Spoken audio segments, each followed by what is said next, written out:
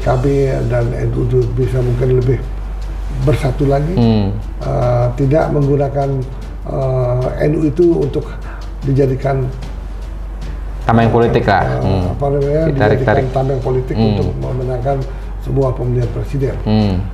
Dengan bergabungnya Anies dengan PKB, di mana Caimin dideklarasikan menjadi cawapresnya Pak Anies, maka banyak kiai yang bersedih. Ya, bersedih, nelongso bahasanya dibilang. Ya sebetulnya ini ambisi Caimin, bahwa dia walaupun dia kalah nanti, bahwa dia pernah menjadi cawapres. Ya, yang penting nama dan wajahnya ada di surat suara, kan begitu yang santer kita dengar gitu.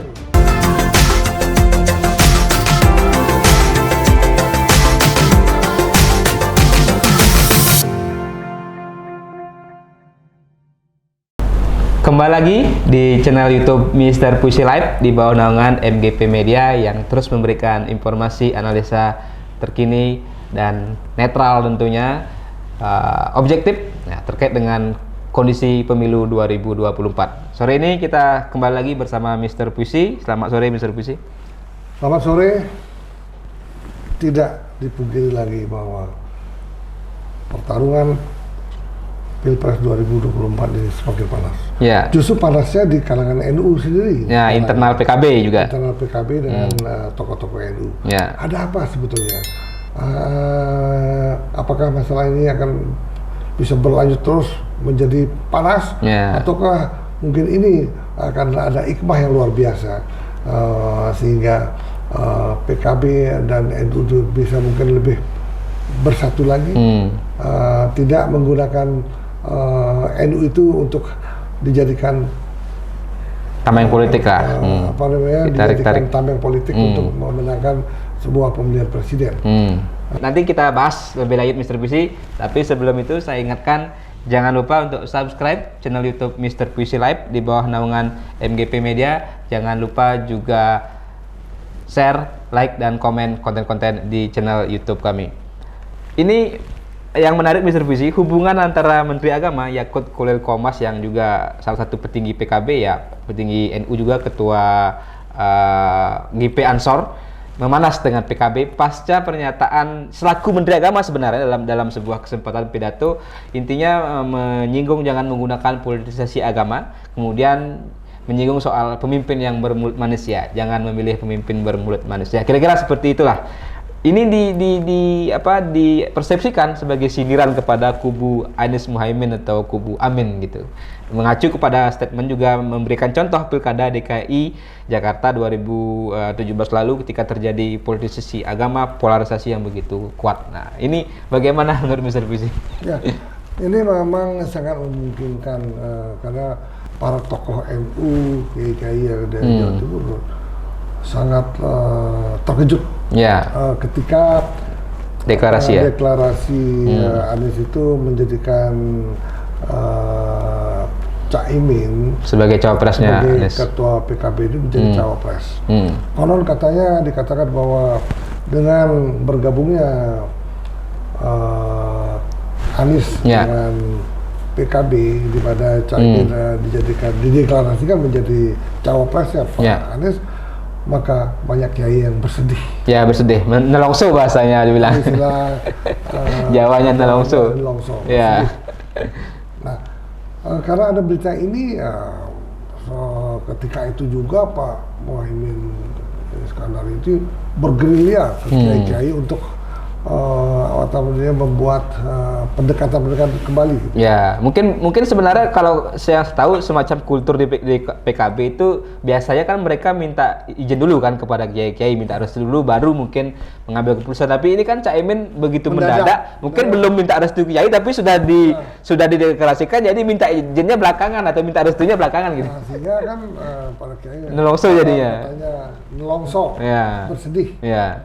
Nah, itu nyatanya ketika Caimin menjadi cawapresnya Pak Anies, tidak ada kenaikan yang luar biasa. Ya. Artinya datar-datar aja. Justru berbagai survei Anies itu masih sangat malah turun. Gitu. Nah, ini saya kutip mungkin ada 2 lembaga survei yang memotret apa yang disampaikan Mr. Puisi. Ada survei dari LSI Deni JA. Ya, ini malah Anies turun per September ini. Jadi 14% kalau ya, di angka dari sebelumnya 19 menjadi 14%. Nah, yang lebih menarik lagi di Jawa Tengah posisinya. Dari survei indikator politik di Jawa Timur, survei indikator politik bahwa pasca deklarasi Anies Muhaimin ini malah turun, ada juga 14% di Jawa Timur. Padahal kan harapannya dengan deklarasi Anies Muhaimin atau Amin, mereka bisa mendongkrak suara di Jawa Timur atau menggait suara NU. Tapi kan tidak terjadi. Apa sebenarnya yang terjadi, Mr. Puisi? Ya, karena mungkin juga disebabkan karena ada menteri dari Nasdem itu kan sudah dinyatakan tersangka juga, Menteri Pertanian. Ya, terakhir. Ya. Berpengaruh sekali. Jadi itu yang sangat berpengaruh. Kemudian ternyata di NU Jawa Timur itu terjadi perpecahan yang luar biasa, sehingga ada banyak yang mengatakan bahwa ini karena sesungguhnya perpecahan sejak lama sekali antara kubu Gus Dur dengan PKB Caimin. Artinya 2 kubu PKB yang masih berseteru, baranya itu masih sekarang, bahkan siap meledak kapanpun kan begitu. Sehingga pemilih PKB itu tidak semuanya akan memilih Anies. Ya, mungkin akan terpecah belah memilih Pak Prabowo, ke Ganjar juga. Pak Ganjar itu sendiri. Nah, itu makanya tidak terjadi kenaikan signifikan ataupun mungkin penurunan yang terjadi. Ya, malah turun, faktanya kan malah turun. Karena masalah perpecahan dukungan di NU sendiri, di PKB sendiri juga pecah kan. Kemudian masalah-masalah yang dialami oleh menteri Nasdem itu sendiri. Nah, itu kurang menguntungkan.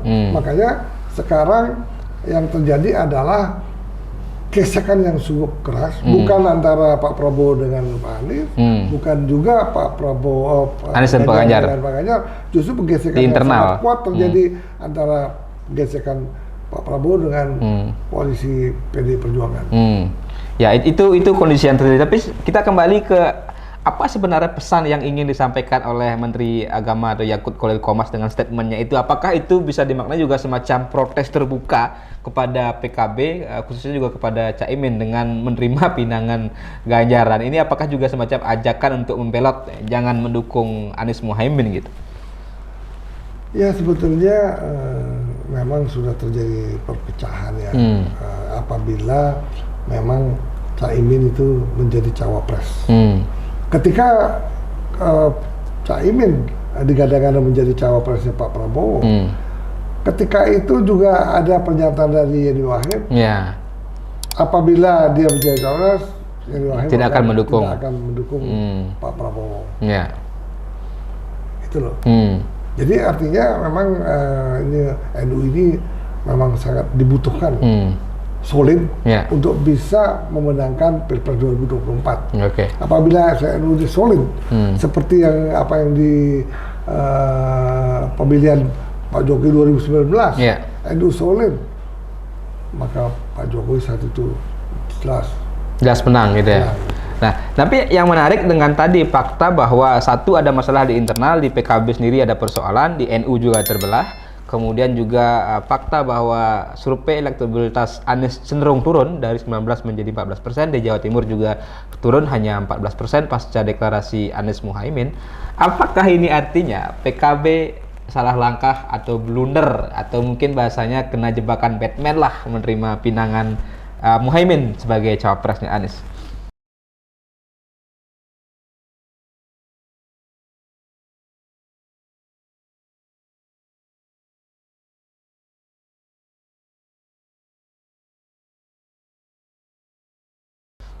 Jadi ini tadi bisa saja PKB ini malah akan menjadi kerdil di pileg karena pasti akan memberikan efek ya, artinya ketika seorang pimpinan partai dicalonkan menjadi capres atau cawapres kan tentu memberikan efek baik positif ataupun negatif kepada partainya. Apakah ini juga akan PKB ini nasibnya akan mengenaskan?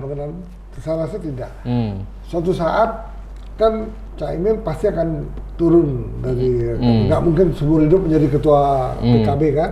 Nah, ketika ketua PKB beralih dari Caimin berganti dari Caimin ke kubunya Gus Dur atau kubunya Gus Dur, ketika itu PKB akan sangat besar. Jadi akan kembali kejayaannya PKB, kebangkitnya PKB lagi. Ya, mungkin PKB akan menjadi partai Islam moderat yang besar untuk di masa akan datang. Ketika Caimin tidak menjabat sebagai ketua umum PKB. Nah, itu kalau dia masih menjabat, ya PKB akan tetap terpecah. Stagnan seperti sekarang, bahkan berpotensi menjadi partai gurem kan begitu. Oke, Mr. Puisi, cukup menarik analisanya. Nanti kita akan teruskan dengan hal-hal yang lebih menarik, analisa-analisa lainnya. Tapi sebelum saya akhiri, saya ingatkan untuk jangan lupa terus ikuti channel YouTube Mr. Puisi Live. Jangan lupa subscribe dan jangan lupa juga like, komen, dan share konten-konten di channel YouTube ini. Terima kasih. Salam pemilu damai.